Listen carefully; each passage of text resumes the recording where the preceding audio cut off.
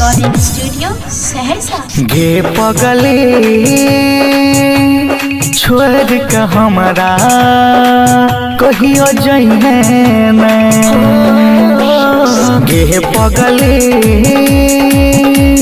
छोड़ के हमरा कहियो जइहे ना। दोसर के जना कर कह बेवफाई, दोसर के जना कर कह बेवफाई, सॉरी सॉरी कहे ना। गे पगले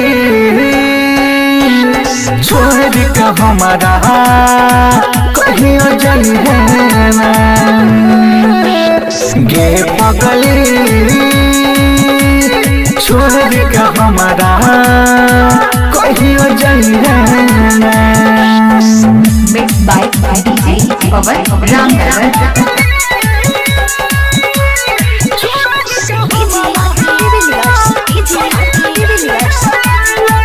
SK music recording studio Saharsa. तोहर प्यार में डूबल रहे जिया, तू ही लगे छी सच्चा गे।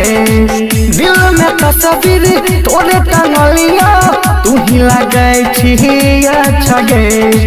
करी है लैला रहनी गे, खत्म करी है कहानी गे। दिह में एक में पानी गे।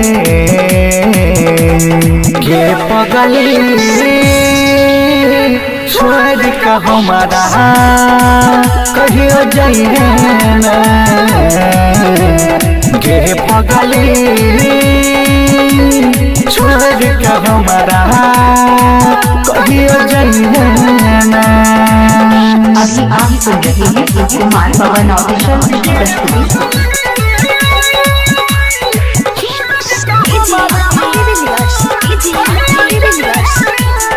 SK music recording studio Saharsa. दिन रात तोरे देखै छियो हम जान सपना गे।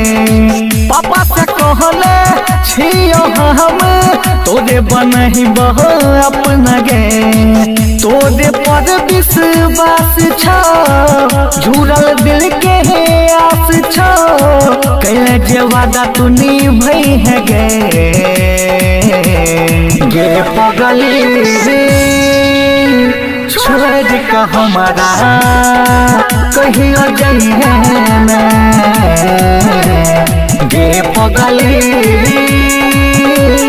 छोड़ के हमरा कहियो जइहे ना।